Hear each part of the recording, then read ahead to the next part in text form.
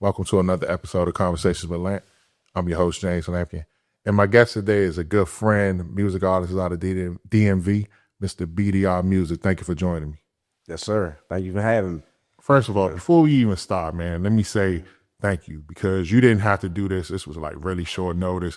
Right. But when I saw you, you told me, man, look, when you're ready to do something, just call me. Let me know. And you was on your trip. I was like, make sure you home for your trip. I called you. Was like, yeah, man, I got you. And sure enough, you pulled up on time. You already like know, a businessman. So, man, appreciate you and thank you for coming through. All right. Thanks for having me, man. It's my pleasure. You feel me? Yeah, man, how's everything going? Good. So far, so good. I can't complain, Every day above ground, the treasure. So we're gonna go right into it, man. Okay. The album Top Boy, man. First of all, congratulations for completing it. thank you, man. Thank you. It took a while for this one. Really? While, but not really a while, but I explain it, you know what I'm saying? So, okay, so why when you say it took a while, what was the time? So I was recording it for a while. Let's say damn near a year. Okay, so the junk been done for damn near a year. Let me say that. Like it was already recorded, but I had to go through the mixing process. Meaning my vocals, I wanted my vocals to sound a certain way. You know what I'm saying? So Okay. cause I don't like just put anything out. You know what I'm saying? So it got to sound up to par, as far as my vocals. Like, when you do your vocals, like when you get a mix, you give it to an engineer, like the person that sit behind the board, and they mix your vocals and make it sound a certain way. You know what I'm saying? So when you put it out, it sounds good to your ear. Like when you hear it come on the left speaker and the right speaker, somebody engineered that. You know what I'm saying? Like it ain't just, because you can put it out and it can sound like a go-go tape. You know what I'm saying? Like an old go-go PA, you hit air in it and all that type. You know what I'm saying? So that was like the longest process. So it was a little frustrating because I was going to this person, that person, try to get it engineered and never really happened. And honestly, when I got down, at one point I was like, man, F it. I had like 4 or 5 songs that wasn't mixed. I was like, man, I ain't even waiting no longer. And I used the mix through DistroKid, because on DistroKid you could pay for them to basically master and mix your album. So I just did that. So they just mixed everything, kind of like made everything level, and I just put it out. Did you like the way the DistroKid did it? Yeah, I mean, it was crisp. So Do you normally use the same engineers or? I do. Usually my man Rye Bread, Spine Hitters, he usually mix a lot of my music. Him, I had 8, Presto. Like when I do an album, Presto do all the mixing. He mix everything. Okay. You know what I'm saying? But as though Presto wasn't on this jump, it was kind of hard to get him to mix it. He did mix a few songs on there too.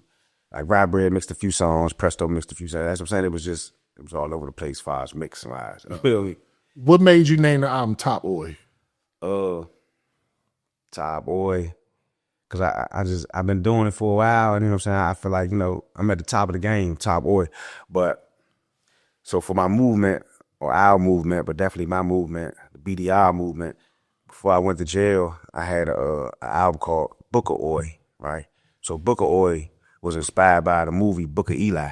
You feel what I'm saying?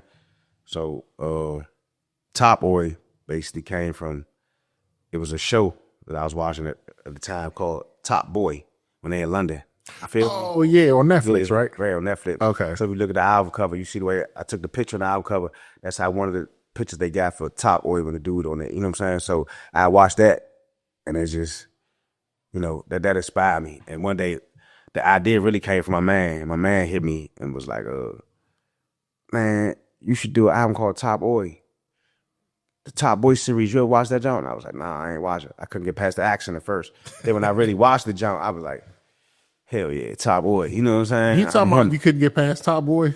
I couldn't, Top Boy, the accent. When I first watched it, like I tried to watch it, like I couldn't get past the accent, and I just turned it off. But once he told me that, like I really like sat down and watched that junk, like binge watched. I was like, and this junk. You know what? I'm so glad you said that, because bro, I couldn't get past that shit easy.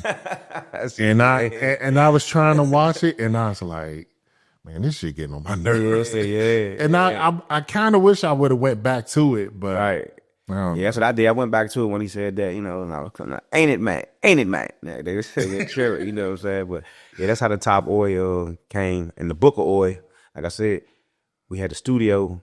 It was damn near like a house. We had this back before I went in, and we had like the booth, the studio all on this side.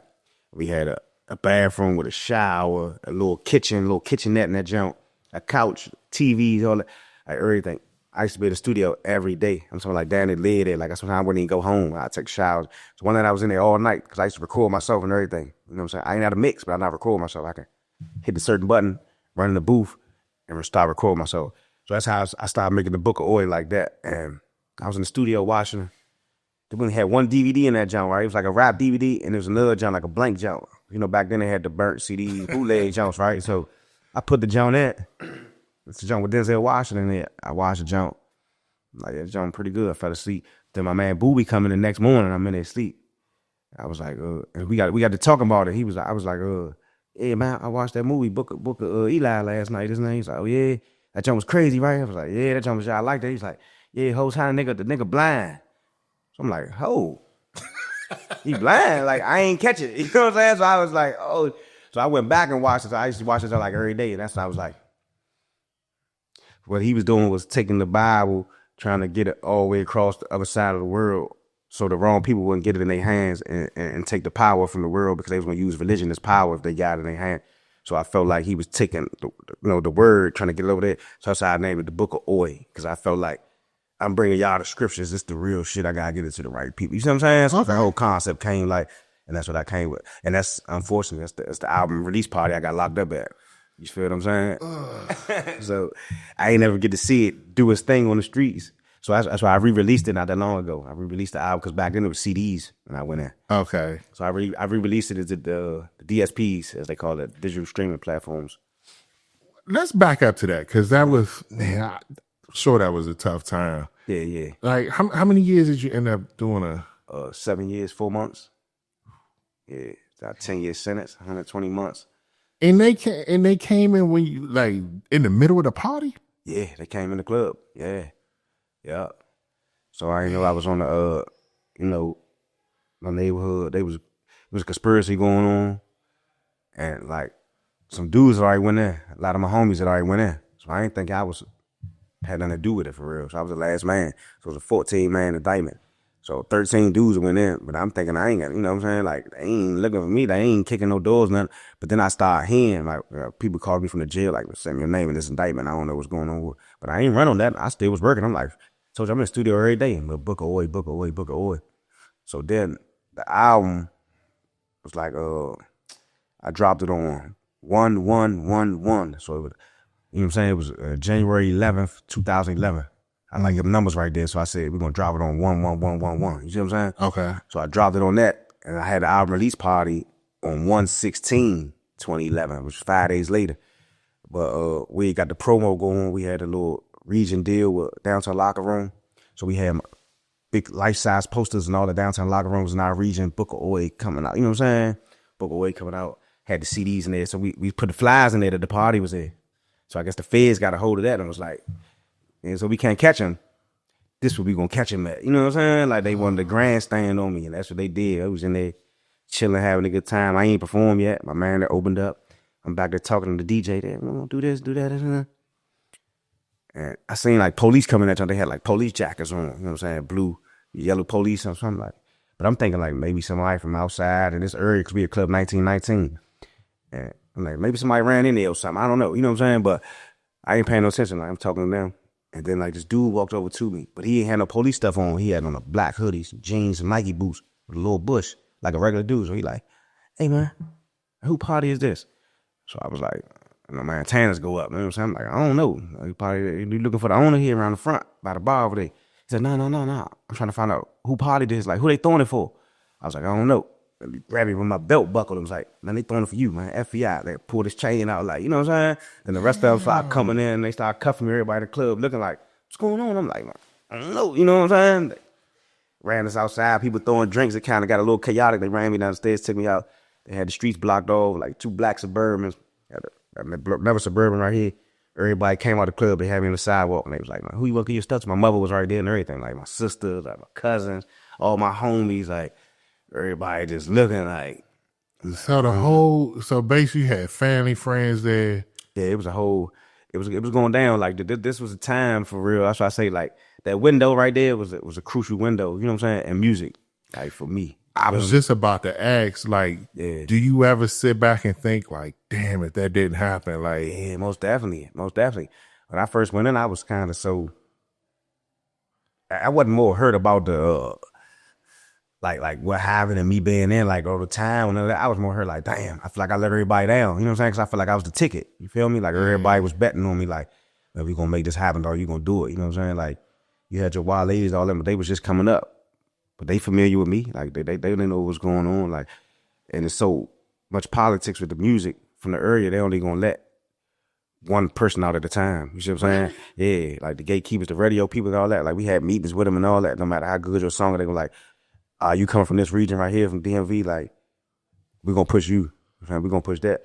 See, with us, we was so street, like our crew, like everybody was in and out of jail. Like we was kind of like dangerous to the, like they ain't really they want to deal with us when they want to deal with us because the money. Okay. You know what I'm saying? But they don't really want to deal, like they ain't really gonna push us through like how, because they rather go with somebody that's safe. You know what I'm saying? Safe place. So that played a part too. So we used to have to do everything on our own, like a pay to play. Put the joint on the radio, go to the DJs, man. Hey, go a couple dollars right here. We in the club, pop a bar. You know, how people do now, like same old, which really don't amount to too much because they just be taking your money for real. You know what I'm saying? But if we'd have had like Instagram or something and documented half the stuff we did, like parties out Atlantic City and Myrtle Beach with DJ for Funk Master Flex car show, and you know we got girls out there. I would have grabbed my. You know what I'm saying? My boobs and all that, screaming, pouring, drinking, people mouthing. We out there like, I'm talking about like turning this joint up. Like they, you know, document and have this stuff, man. You know, like so that's why I say that window right there, because Instagram, none of that wasn't out. I really, Twitter was out and MySpace. And I didn't even used to do that. My manager, which was my homie, Sony at the time, he used to run my junk for me. Like I ain't even used to be on that type of stuff. And then one day he's like, man, it be people on here like your cousins from different states. They be hitting me. They think I'm you. He's just acting like me. And then I tell him what to say here.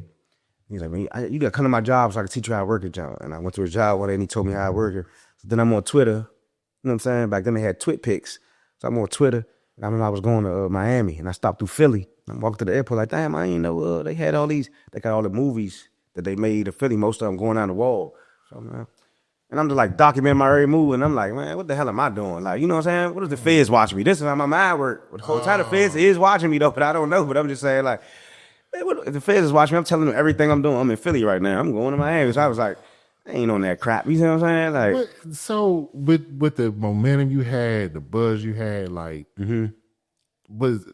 did you ever consider like getting out of the streets? Or? Yeah, I felt like that was the way. You see what I'm saying? I felt like that was the way, but at the same time, the streets is funding the music. So the stuff that we doing and pushing the ball like how it is like, it's hard to just be like, you know, because my oldest cousin, you know what I'm saying? He used to always say like, man, why don't you just leave it alone? Like, man, 50 Cent did it. Like, he got shot and he changed life. He just went full-fledged rap. But I'm like, I still got kids and bills and like, how we gonna fund the music? If I just stop, then what's gonna happen? Like, you know what I'm saying? But I get it, you know what I'm saying? But I didn't have, like, we ain't had nobody like to fund us or like, just like a big bag of money or a company or somebody like, man, listen, we gonna pay for this album, we gonna do this, we gonna do that. All you gotta do is go to the studio and work. That's what we trying to get to. So we trying to use our money to get this and be like, we made it, man. We don't gotta do this shit no more, you feel me? But unfortunately, that shit caught up faster. When you was doing that time and like, because you know it's one thing to have to do time. It's another thing for you to have to do time when you had something going. You really was making a move out here. How was you able to do your time and get past that? Because I know that had to be tough. Well, at first, let's say that. I mean, you know, a lot of the homies, which is, you know, people from our area. So, like, when I'm over to jail and all that, people that be like, man, what's up, man? Like, hit a rap for us, you know what I'm saying? Like, let us hear something. So, you know, we banging on the door, you know what I'm saying? We in the cell, everybody grooving, you know what I'm saying? Like, yeah, hit another jump. Like, this, you know, he bringing joy to people still. So, it kind of like, that did it. But then, like, I went out the feds, I was kind of just like, damn, the time really starting. So, it's like, I'm talking about, but as soon as I get there, like, I got my bed rolling, I'm walking down, they taking you to your unit where you going at. It's people on the gate, like the homies in the yard. They like, BDR, man, BDR, what's up, Slim? Come out here and hear some of that new shit, y'all. We ain't heard nothing in a minute, dog. Like, you know what I'm saying? I'm talking about as soon as I'm getting it. So as soon as I go for my roll up, I go outside and Everybody like, man, what's up, man? Take us out there, man. We ain't heard nothing new. No, they been in. You know what I'm saying? Yeah. So I'm rapping immediately. Like, as soon as I get down, they're like, all right, you know, so we having a good time. So, but I'm saying, as far as like music and like new, write new stuff, it took me a while. Cause I'm like, I kind of felt defeated. I'm like, man, it's over. You know what I'm saying? Like, there ain't gonna be no rapping when I get out. You know what I'm saying? It's over. So it was a phase where I like listen to music or beats or something.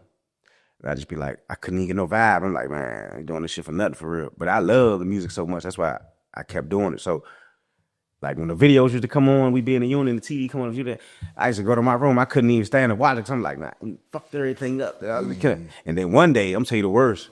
That's why I called man Booby one day. It was good, but it was bad. It was a mixed feeling. I called Booby one day, like, what's up, man? What you doing with that music out there, man? You bullshitting out there, man. You ain't. He like, shit, bullshit. Y'all got 106 in Park?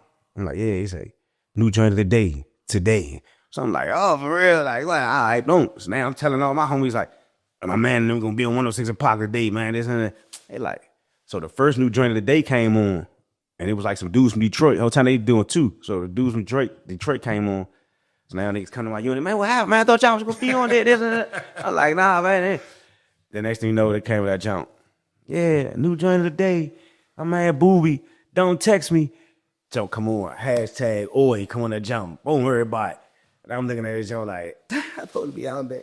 Why doesn't pop? You know what I'm saying? But I still feel good for my man them still pushing the brand, you feel me? But yeah, stuff like that. So, you know, now everybody running like, oh, they running around the jump hype like, but it's just like damn, man. You fucked this up. But after a while though, I got back in my rhythm, probably like 2012. I started like getting a lot of beats on my MP3 and just start, creating. I was back creating. You talking about while you was in? Yeah, while I was in. Yeah. Oh, they could send you stuff in? Nah, it's like so you get an MP3 in there. They got this kiosk machine where you can buy music off the kiosk machine. You feel me? Like wherever they get their music from, it's a kiosk machine. You plug your joint up to on the computer, and you can search different stuff. So I used to search instrumentals. You know what I'm saying? Like I had a bunch of instrumentals on my jump. I mean, I had regular music too, but I'm saying I had a bunch of instrumentals, 100, 200 instrumentals. Like I always bought instrumentals with my money. Like you feel what I'm saying? So that kept me in my rhythm. And then another thing, I had homies down there that rap. Like my man TJ, he was already in. He came out with us. He was a young farmer. He was young too though. But so he was already in for like 6, 7, 8 years when I got there. But they had this thing called Contraband Records already in. Him, a homie named Nut. So basically Contraband Records, then what we started doing, when I got back down there, like they wasn't rapping for a minute. I got back down there, everybody started rapping again, you know what I'm saying? So every Friday in the jail, we was outside out back of the gym, Freestyle Friday, banging on the table, rapping, hitting songs like that we made up, you know what I'm saying? People might come out there requesting songs. You got COs coming, hey man, hit that, let me free jump, like, you know what I'm saying? And we out there. So that's what kept me going. I'm talking about for years. Like I'm talking about for 3 years straight. Like every Friday we outside rapping it. Everybody come out there, like the whole jump be full. We banging on the table. We got beats for certain songs. I'm talking about beats we hitting with our mouth, like, but it's real beats that we know. Hit the what's name jump for me, you know what I'm saying? If I'm rapping, TJ gonna hit the beat, you know what I'm saying? He rapping, Dougie gonna hit the beat. But we all know all the beats and all the songs. It might be like, oh yeah, I got something new. You got something new today? Yeah, I got something new. This is how the beat go. And you hit the beat to them, they be like, all right. Start hitting it. I got it. You know what I'm saying? Everybody be around hitting their little cigarettes, drinking their little jailhouse wine. You know what I'm saying? What time y'all can get started, man? You know what I'm saying? It's like a real thing. That kept me going. You know what I'm saying? Was it hard? Was it hard to write in there? Because I mean, you got so much going on. That's what I'm saying at first. But by like 2012, that's what I'm saying. Like I got back in my groove and my jam. You feel what I'm saying? So. From like 2012 to 2016, I ain't writing up. I made everything up in my head, which was like writing in my head because I memorized it, is what I'm saying. You know what I'm saying? So I wasn't actually writing because like you said, when I actually write, like I get lost in my thoughts and it'd be like, I can't really concentrate. So what I do is, like I said, I listen to my MP3 with my instrumentals on there and I just be pacing in my cell, just making up line for line. Because not only did I do like outside, like the explicit stuff, but I was also in a drug program it's called RDAP in the Feds. It was a residential drug abuse program. You feel me? Okay. So I used to do a lot of rapping for them, which had to be clean. Oh, okay. You see what I'm saying? So they'd be like, all right, we got a graduation come up. Can you come up with something like this? Woo woo. And I find me a beat on my journal, but give me some new beats and listen to it. I'm talking about stuff out the drug abuse book and all that, like, you know what I'm saying? The rhymes I'm talking about, and the whole jail would come. Anybody that didn't come, they knew. They put my name on the fly, everybody gonna come to the graduation. You see what I'm saying? You know, like, so, you know, stuff like that kept me going. Then everybody that graduated, like GED, that's a whole nother program. They'd call me, William Harrison, report to so-and-so, to the education building. I go over there, like, yeah, how you doing, man? I'm the GED teacher, man. I heard about you. You think you can make a rap for me or song coming up on the 16th or so? I got to the point where I started charging them. Yeah, man, as long as I can get one picture and send home to my kids, like, oh God, picture $5. So I'm charging basically $5. But you know what I'm saying? But you know, it was all for the love. You know what I'm saying? I had COs and counselors walking down the hallway. They see me, they be like, for sure. Like, you know what I'm saying? Like, so I'm gonna fast forward a little bit because I want to talk about like the process of you getting out. Mm-hmm. So you get out. So it's different because you went in you said 2011. So now you came home 2018, right? Right. So you got was Instagram around there? Nah, Instagram wasn't around. But Facebook definitely was. Yeah. So now we in a new era. You got the technology. Mm-hmm. Was that like a scary thing for you? I wouldn't say scary. I did have to learn, I guess, Instagram etiquette. Like, I ain't had no type of etiquette on there. Like, you know what I'm saying? So I had to learn that. But, you know, in jail, they got cell phones. So, okay. You feel what I'm saying? But so, like, I said, like a year before I came home or something, I had my homie Twan make me a Instagram account. So he made me an Instagram account, and it was called Free BDR Instagram account. So he used to run the jump. I just sent him pictures. He'd put certain stuff on there, but I ain't never run. So one day I had the cell phone, and I'm like, I called him like, how I get on that Instagram jump? Like, what's the password and all that? He gave me the password. I uploaded the picture, and like, as soon as I uploaded it, one of my homies from my way, and Tanky J, he's a girl. She was like, damn, I miss you, homie. Like, and that shit blew my mind. So I'm like, damn, that's what they mean. Instagram, like, soon as you up, like, she instantly, like, a comment popped up. I'm like, damn, they seen that shit fast and shit. Instagram, like, oh, I get it. Like, that blew my mind. You feel me? And, you know, then getting out, like, when I came home, and my girl was like, she was like, you want something to eat? Like, you know, what you gonna eat? Ooh, I'm like, man, I want some steak, you know, broccoli, potatoes, something like that. Like, so she like, all right. So I'm like, think we going to a restaurant? She like, yeah, we gonna order it. Like, pick from one of these places. So she got her phone. I'm looking at it. I'm like, yeah, so this is the restaurant we're going to? She's like, nah, we gonna order it from the restaurant. I'm like, what you mean order it from the restaurant? It's like, Uber Eats, like they're gonna bring it to us. That blew my mind. I'm like, yeah, you can order from the restaurant. They're gonna bring you the food that you order from the restaurant. You don't gotta go in there and get it. She like, yeah, they're gonna bring whatever you want. I couldn't believe it. You know what I'm saying? So I was like, damn, like, I ain't seen no stuff like that. So at that time, you feel me? So that blew my mind. Did you actually have a plan for when you got out? I didn't. I ain't gonna say I didn't have a concrete plan. I just knew I wasn't going back to the streets type shit. You feel what I'm saying? Like, I ain't draw up no whole plan. Cause like clothes, that wasn't in my plan. You feel what I'm saying? Okay, right. I just came home and was trying to, like, you know, I'm working construction. I'm doing different stuff, just trying to stay out of the way and figure out which way I'm gonna go. I did know I wanted to do stuff like work with youth, go to the jail and talk, give back. You know what I mean? Stuff like that. I wanted to be like a speaker.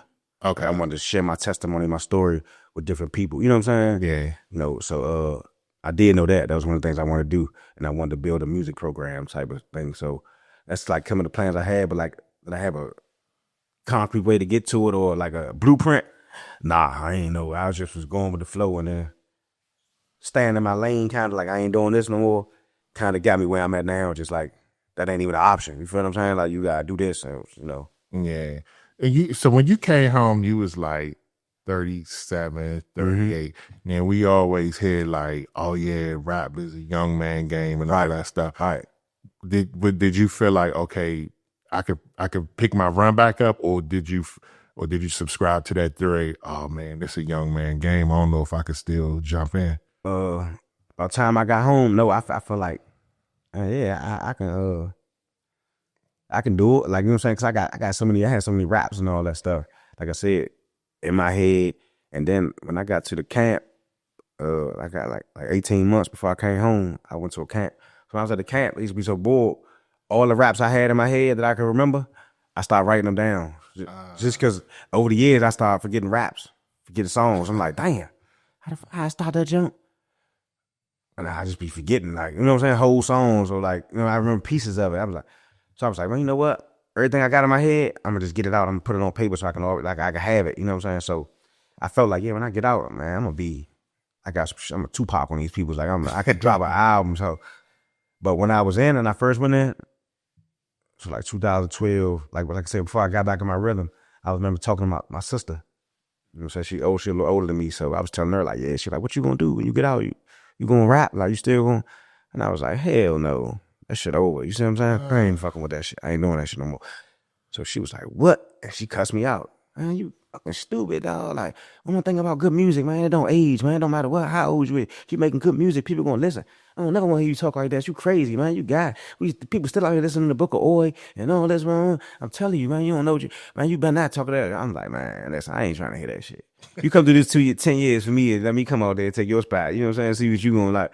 That's how I felt at that time. But then, you know, it sunk in when she sounds like, man, yeah, you right. I mean, I can still rap. You know, that's how I still feel like that. That's how I did a song with LeBron James.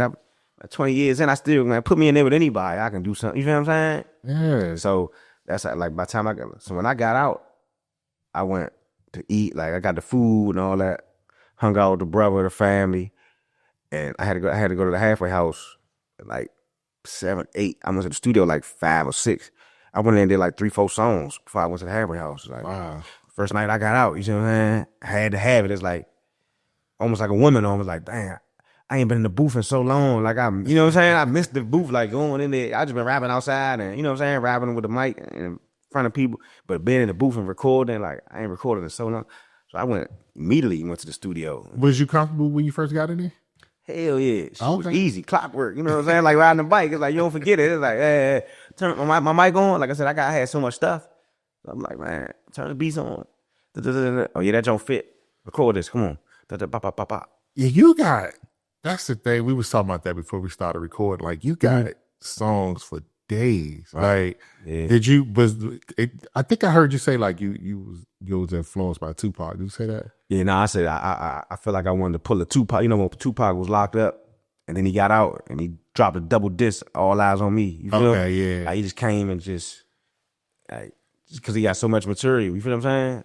Did that help you? Did that help you with the mindset? Because you knew you had so much. Yeah. Okay. And then the funny thing about that is, like I said, all them songs I had, which I still got, it's probably like 30, 40 songs. I only used like 4 or 5 songs. Everything else was new because it was like I didn't want to sound dated. And then once I found out how they was recording out here, like they doing line for line. Like I used to freestyle. You see what I'm saying? So it's like that's how they record. Like when I'm going to the studio with different artists, especially younger, they'd be like, turn the sound off my headphones and record them. So when they record them, they just saying, cause you know I come through buzzing your stuff, and they stop. I'm ready. You know when I come through, I'm lifting you up. When I'm ready. But they put it all together collectively. That sound like a whole verse to you. What you talking like punching in or something? Yeah. Okay. You know what I'm saying? So I was like, I could do that 10 times over there. Like, that's a slow down freestyle. Like, that's how they do it. So I'm like, man. So I started doing something like that. Like, let me try that. You know what I'm saying? Turn the beat on. I just thought, I'm doing 2 bars, 4 at a time though. But I'm like, that's easy. So you actually like that process more? Yeah, it's like saving more time, and it's like, yeah, because I like writing, especially now, like writing. I don't, like I told you when I was in, I make my stuff up in my head. So if I'm writing, that's what I mean by writing now. But like in the studio, like I say, I go for a feature, I'm just going there. You like, I want you to get in this song, and like today, like right now, I'm like, all right, turn the beat on. I'm just making it up right here, right now. You see what I'm saying? So you don't even really write too much no more. I don't really write at all unless I'm writing in my head. But I will put it in my phone after I write it in my head because I got so much I might forget it. So so say I'm working on something and I'm in the house, I'm listening to the beat. I'm in the living room walking back and forth, making my verse up, like the hook up, all that in my head. You know what I'm saying? Pacing back and forth. Just you gotta say it over and over and over, and it's like it's I commanded the memory over and over and over. And then after I commanded the memory and I could say it to the beat, I got it. I got it. I just keep rapping. Then I'm gonna say, I'm gonna go to my phone. Now I'm gonna put it all the way in there. Just in case when I get in the studio and I forget a line or something like, damn what I say right there. I go to my phone and be like, oh, I said this. All right. You take me back right there, like, I got it. Sometimes I don't even write it. I voice record it. Okay. I can voice record, like, you know what I'm saying? Like, I can let you hear some shit, like, it's just like almost like scribbles on the paper for real. Like, I said, no. So it sounds like technology actually is helping you with the recording process. Yes. Do you miss the old? Well, I don't even know. Like, what? So do you still go into this? Like, when you get a beat from, well, you know what? If you use a beat from a person, like a Presto or Judah, right? Do you like to be in the studio with them, or they can sing you the beat? Doesn't matter. Nah, it don't really matter. People just send me the beat. You know what I'm saying? I just actually vibe off the beat. The beat gonna kind of talk to me and tell me what to say. As far as Presto, because our relationship was, tight. You know what I'm saying? So we be around each other a lot, to say the least. You feel what I'm saying? So I could easily be with Presto. He could just be in there messing around with beats. So I'll be right there, and I'll be like, I like them. You know what I'm saying? Do you like that? Do you like that synergy of working with one producer, or you prefer to have like a variety of producers for your album?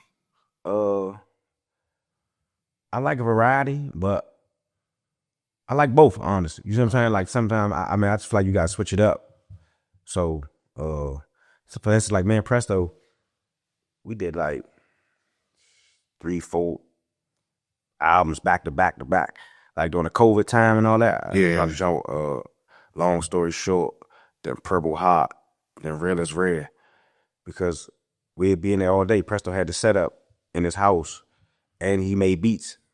Okay. So you know what I'm saying, for a rapper, that's like heaven. You feel what I'm saying? So even when we just sitting around, like we ain't supposed to record, like you coming out today, yeah, just come out. We might be drinking some Bel Air or something, just chilling, and he'd be looking like him right there, like he'd be over there. Boom, boom, boom. I'm like, he's like, you like that? I'm like, yeah, you going somewhere with that one. I like where you going with that. Da-da-da-da. Boom, that joint done. Slow that joint up. I got something for that right now. I told you how to record. You know what I'm saying? So even when we ain't making an album, we making an album, because once we do 10, 15, 20 songs, like, shit, that's an album right there. That's good. You know what I'm saying? And it's just hanging out. It's just hanging out. It ain't like, we about to lock in and do this album. You know what I'm saying? This came from just us just being around. You know what I'm saying? I start a beat, tap, tap, tap, mess with something, playing with the jump. Here, come put this stuff on there. Load that joint up. I'm about to do this right now. You know what I'm saying? And we just go. So, yeah, I do like that. You know what I'm saying? Far as, man, Presto, we got great chemistry. You feel what I'm saying? Let's get into Top Boy. First of all, great album. I actually, that's one I was telling one of my guests a couple weeks ago. I don't really listen to complete albums unless I know the person. Right. And get it. You somebody I know. Yeah. So I listened to the whole album. It's really good. Did you know that you was going to lead the album with Top Boy? Yes, the intro. Yeah. Right. Yeah. You knew that? Yeah, I mean, once I got it done, yeah. You feel what I'm saying? Like, I didn't, like, do the songs in order, so to speak. You feel what I'm saying? So I just be doing the songs, but then when I heard it, I was like, this the intro. You feel what I'm saying? Okay. This going to start it all. Is that track listening?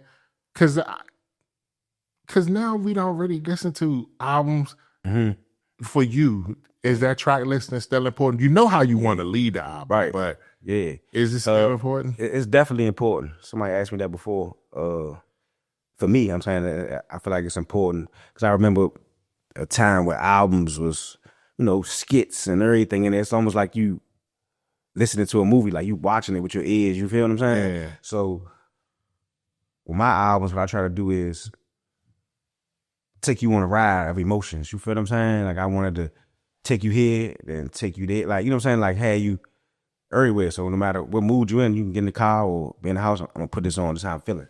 You know what I'm saying? I'm feeling too lit. You know what I'm saying? Like, and then like I'm in story mode. Like I want to hear this. So when I listen to the songs, like I listen to them myself. Like I listen to them, be like, it's gonna be in the middle somewhere. But like you said, once I get the first song, I go off the energy from the first song to where I'm gonna put everything else at and kind of like connect. You see what I'm saying? Like I try to kind of keep a flow going on like through the album. Like I said, range of emotions going back and forth kind of. So it is important to me. Like I still like skits and everything on my album. You feel what I'm saying? Like that old Dr. Dre Chronic type. You know what I'm saying? Like you know that old Cash Money Listen Late album. They got all types of skits, funny stuff, different stuff. You know what I'm saying? I still like that. Who came up with the concept for the video Top Boy?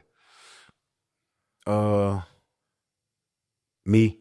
Oh, you came up with the concept. I came up with the concept of that job. It's a really good visual. I don't know if people had a chance to check. For the people listening, make sure you check it out. It's called Top Boy. You could tell you put a lot of preparation into the video. Like I like the color and the scheme. It was a really good video. So yeah, the videographer, he was good too. So basically like just like a producer, like you bring him the idea, like this is what I'm trying to do right here. Can you bring this to life? You feel what I'm saying?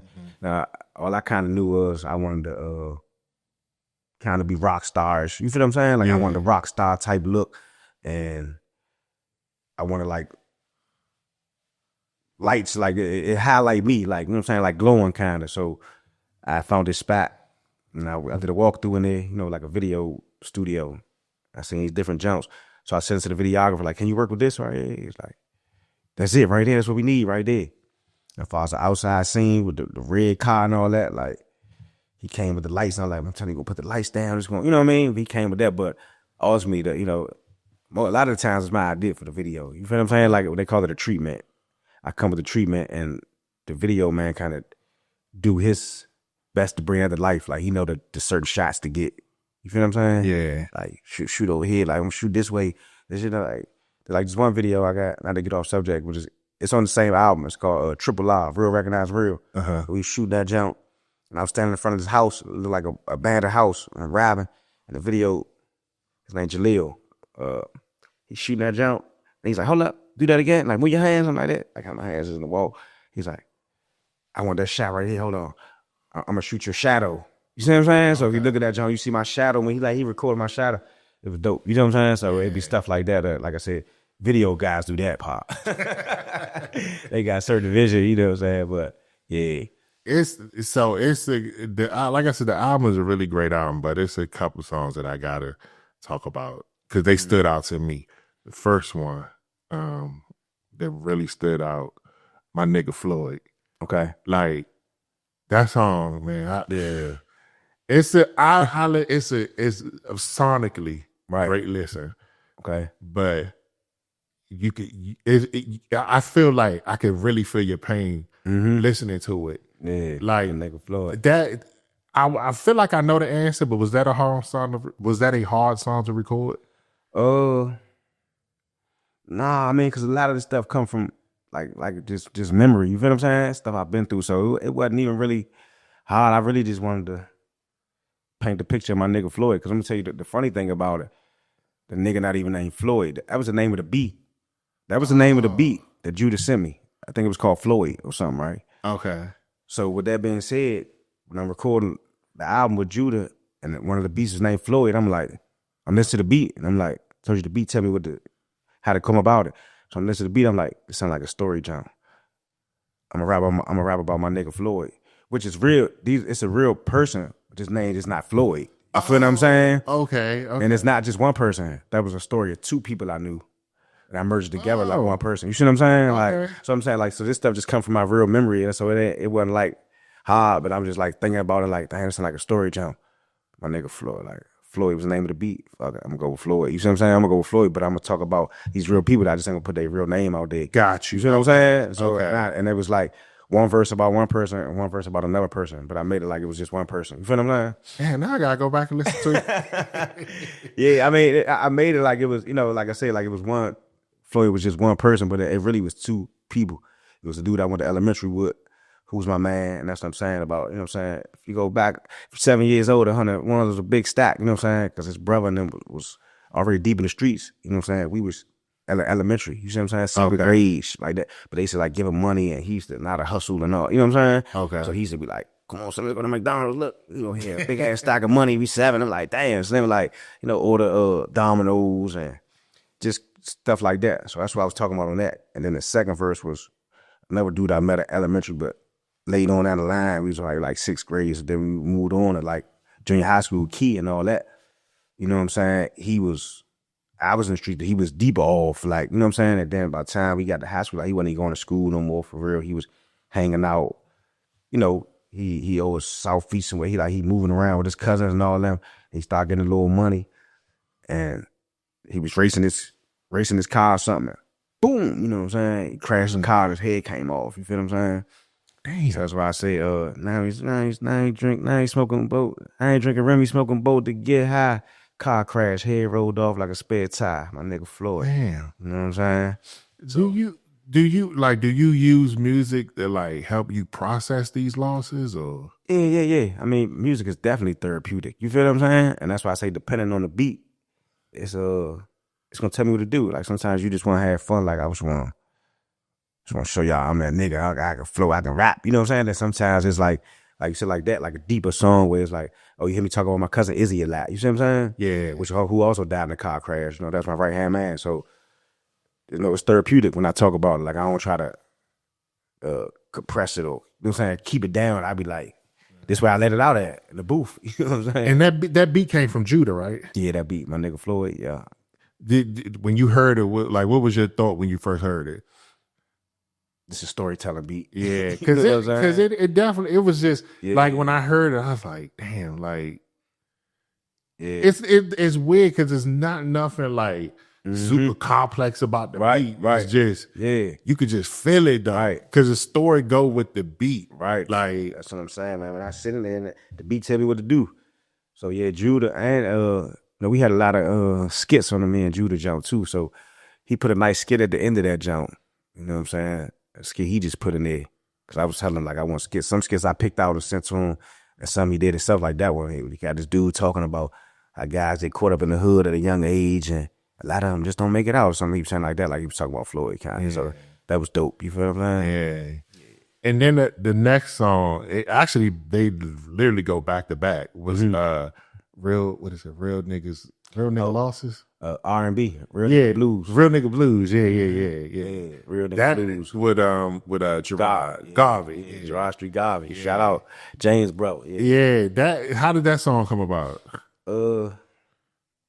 Same way like all of them for real. I was listening to the beat and I was just like you said, I could feel the pain in this one. It's like it's a build up, like then the beat just crashed, boom. So I'm like, oh. So basically, I recorded but I hit Garvey on there. Cause like every feature I got, I had picked, you know what I'm saying? Like this drum right here, Garvey gonna love this one right here. So of course, once I did it, I hit him like, I need you. You know what I'm saying? Yeah, come on, that ain't nothing. What's up? All right, man, I'm gonna send this drum right here. Do your thing. You know what I'm saying? He got it. He went to where I recorded that, my man, Robbery House. I wasn't even there. He went over there, laid his verse, sent it back to me. He was in the studio on Instagram like this. Told you I got you, man. But you hit this shit. You know what I'm saying? I was like, yeah, he delivering on that mother. You know what I'm saying? So because I'm not no street guy, right? but I was listening to the song, right, and I was like, and I'm not even the person that I listen to music for the beats. I say people all the time, but his words stood out because he was like, what did he say? He said, "Who say real niggas don't pay taxes?" It took like 50K loss or something. Yeah. Who say real niggas don't pay tax? 50 grand down the toilet, no Aflac. Yeah. I said, damn. I said, ain't no street dude, but damn, I felt that. Yeah. That's what I'm saying, man. I mean, that's how it's supposed to make you feel. You feel me? Music, it's like it's emotion. You know what I'm saying? Like if you can't feel it through that, you know what I'm saying? Like you said, the beat. Some words, you know what I'm saying? You gotta feel it through something. You feel what I'm saying? So I'm happy with that. You told me something that before we started recording, and I blew my mind. You told me that most of the beats for the Top Oi album came from YouTube, right? Which shocked the shit out of me. Yeah. Like he got a buck through that. Like, how do you pick a beat from YouTube? Like I said, man, shout out to Garvey, man. He taught me this trick. So basically, you know, you got type beats on YouTube type. Like you could put so say you was an artist, I can go to lamp type beat. You see what I'm saying? And a bunch of different beats gonna come up that's in that kind of sound. You know what I'm saying? So I can just go through them and just pick what I want. Jay-Z type beat, Future type beat, Meek Mill type beat. And when you put these things in, a whole gang of beats gonna come up. You see what I'm saying? And you can just pick it and then you convert it to MP3. You know what I'm saying? Lay your beat down there, John, and then do your thing. And the reason I like it, honestly, like I said, because it has a industry sound to it, like the way the beats gonna knock and hit. And I don't gotta wait on nobody. So like I said, if I wanted to go in that studio right now, if I had a 5-hour block and I said I'm about to record a 7-song EP right now, I can just go in there and do all YouTube beats. Just find it. All right, load that joint up. Do that joint. Load that joint up. Like I don't gotta wait for the producer to be like, all right, I'm gonna make you something. You know what I'm saying? Or you know what I'm saying? I got this. Or it's just I want to do it right now. So I said a lot of the top I recorded in the house. You know what I'm saying? I ain't had no beats. You know what I'm saying? Even though I got drum machine, I can make beat myself, but I ain't no Dr. Dre. I ain't no Presto. You know what I'm saying? Like I ain't. You know, I know how to do it though. You know what I'm saying? So it's just I was in the house, be in my in-house studio, and I just want to rap. Sometimes I just go in there, I be like, I just gotta get some stuff off. So I just start listening to beats on YouTube. I like this, convert it, load it up, and I rap. And it's just how my mic set up in my house too, like just like this. I sit down right there, got my laptop right here. I just record, boom, boom, boom, boom. And if I really like it, now I'm gonna take this to the real studio. I'm gonna record this over. It's going on the album. You feel me? I can't say like listening to your albums. The production is always good. So clearly you picking good beats. Do you ever consider doing production, or you like I don't really want to go down that line? Yeah. I thought about it, like I said, I got a drum machine some years back. You know, MPC1. Shout out to Kai. You know what I'm saying? Kai's a company that make the drums. Yeah, so I learned how to do it. I learned a lot of stuff from Presto. Presto showed me a lot of stuff. So like I can make a beat. You know what I'm saying? I actually I got this one song. I ain't never put it out, but that's like something I always wanted to do. Like I made the beat for this song. I used my own lyrics on the jump, and I recorded myself. You see what I'm saying? All in one. So that's something I always wanted to do. Like I made the beat, I did everything. You know what I'm saying? I send it to you all direct. Like I ain't never put it out on that. I won't say it. Yeah, it's cool. But it's like so. I mean, you know, so I don't mind making beats. I feel like I ain't always up to par. Like my man Twan, he always press me about everything with music. Like you need to do this, you need to do that. He like a quote unquote unofficial manager. Like he always trying to push me, but he don't want to do the manager work yet. Shout out to you, Twan, but you know what I'm saying? But man, you make the beats, man. You need to make this beat, man. You need to make that beat, man. Stop making your own beats. I'm like, I ain't up to par. You know what I'm saying? I don't feel like that. You know what I'm saying? It's just like if you a barber, I cut a little bit, but I don't want to fuck a nigga up. See, my thing is this, right? Because we sitting here now, my cousin recording. Appreciate you, love you, cuz. Like, for me personally, I like focusing on one thing. Right. Like, yeah, my talent is talking. Right. I don't want to do the recording part. Like, it's probably not that hard to learn, but at the same time, that's just I'm looking at it like, you know what? That's a piece of my mental creativity that I don't want to get it at. And to speak to that, I understand that. That's how I feel about recording. Like when I'm in my mode and I'm trying to record, like I don't want to record myself. Yeah. Because you got to think like every time I mess up or stop and I got to go back and do the hook and all whatever I got to do, I got to actually sit right here and do it myself. And I feel like that takes time for my creativeness. Like by the time I keep on doing this and that, it's like I don't even record no more. You see what I'm saying? But it's easy if I got like a rye bread out there or a Presto or you know an engineer that's out there. They working the board and I'm in the booth. All I gotta do is record. You see what I'm saying? Go back on that for me right quick. And they record it again. No. But I'm right here. As I said at home, I record a lot, but it's still like sometimes I be wanting to record. Like I got a vibe. I'm like, I got to vibe. And I was like, I don't feel like pressing them damn buttons. You know what I'm saying? Like I don't feel like doing that. I just want to record. You know what I'm saying? I don't want to be in there. I got to find the beat and upload the joint. It's just too much technical stuff. Yeah. By the time I get to it, it's like, I'm tired, man. It's 4 in the morning, man. I gotta go to sleep, man. What's next for you? What's next after this Top Oil album? Well, I'm gonna definitely shoot a couple more videos on this jump. I want to shoot a video to Pack Heat. Shout out to A+. Mm-hmm. You know what I'm saying? I want to shoot a video to that jump. And maybe a couple more jumps, you know what I'm saying? Shout out to everybody that was on the album, though. Shit. Shout out this boy. Okay.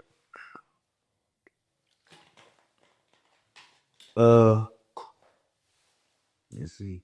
Oh, Purple Hot 2, man. Presto supposed to be working on Purple Hot 2.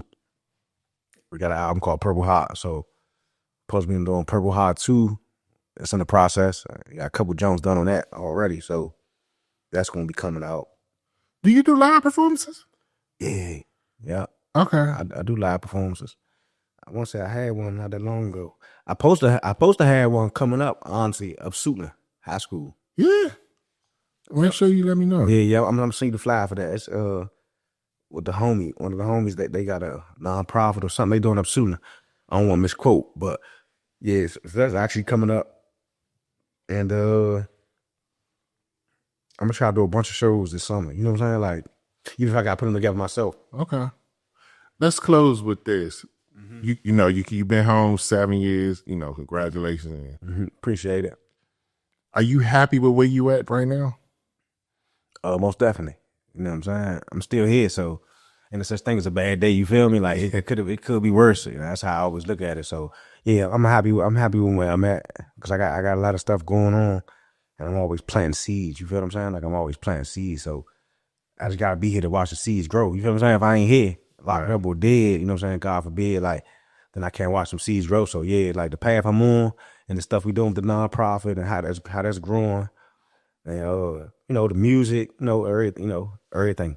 But I'm always striving for better, you know what I'm saying? Greatness, you know what I'm saying? So yeah, I don't ever really sit back and celebrate the small wins too much. Yeah. I will celebrate, like I take a couple days off, you know what I'm saying? Go on little vacations, this and that. But after a couple days, I gotta get back and make something happen. You feel what I'm saying? Like, we trying to lead the kids stuff and you know what I'm saying? Get them an easier sleep, you know what I mean? Stuff like that. So that's what be on my mind. So it's like, and I feel like I'm starting behind, kind of. You see what I'm saying? Because right. A lot of my life is dedicated to the streets. You feel what I'm saying? So with the streets, it ain't no retirement plan or 401k, none of that stuff. No matter how much money you had or how much money you blew and all that. And then, let alone go to jail and get pushed behind more time. You see what I'm saying? Then you get out like real fast. Like when I was in jail, I went to jail when I was 30. So to get a job in jail, right? I don't know why, but they make you fill out the application for certain jobs, right? So that's when I realized, I'm like, damn, fill out this application, they like job history. I had 0. Damn. You see what I'm saying? I'm like, that's crazy. So now when I'm in there, I'm like, I got to get everything I can get. So when I get out, I have some tools to use. You feel what I'm saying? Like every certification, all the stuff I can get. So when I get out, I got something because they just put me out right now. I still don't got nothing. You see what I'm saying? Like right. You feel what I'm saying? So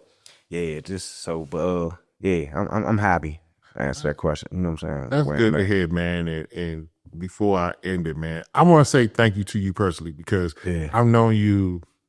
Damn, we met in Suitland. That was like 94. Yeah. And you always, besides the street stuff or whatever, like you always been solid with me. Right. Like I don't think a lot of people would see us as friends because I was off to myself, whatever. You were doing your thing. But even when we was, kids coming up, like you always treated me with respect. Right. Like was cordial with me. And you didn't have to be. Right. You know what I'm saying? Because you had your crew, your friends, Papa. Yeah. But you was always real cool with me and treating me with respect. So I really appreciate that, bro. Man, no problem, man. I always say, man recognize man, real recognize real. Like you don't gotta be a street dude to be real. You see what I'm saying? Like to me, you know what I'm saying? I just feel like real is just where your heart at. You just a genuine person, you know what I'm saying? Like I don't care what you do. Like I mess with genuine people. You see what I'm saying? Like because you could be a street dude and still be fake as hell, fake as a $2 bill. You know what I'm saying? All types of shites in this thing. Like I can't deal with it or put myself around it. So it's just if a person genuine, like man, always have my love and respect. You know what I'm saying? Or you know what I'm saying? What's up? Like just it's cool. Ain't no shade or funny stuff. You know what I'm saying? It's just like it's a real person. Like you ain't got to be doing this. You know what I'm saying? So yeah, man, I appreciate you for being you feel what I'm saying? Not being afraid to be you and stay in your lane and do whatever you do what I'm saying. It's respect for that. Respect is mutual both ways, you feel what I'm saying? So Appreciate that, bro. yeah, man. And before we end it, make sure we telling people like how to follow you. And also you can plug the nonprofit as well, because we didn't get a chance to get into it, but make sure we plug that as well. All right. Yeah, you can follow me on Instagram at BDR Muzic. That's BDR Muzic. So that's BDR Muzic. It's music without the S. And that's Instagram. On Facebook, same thing.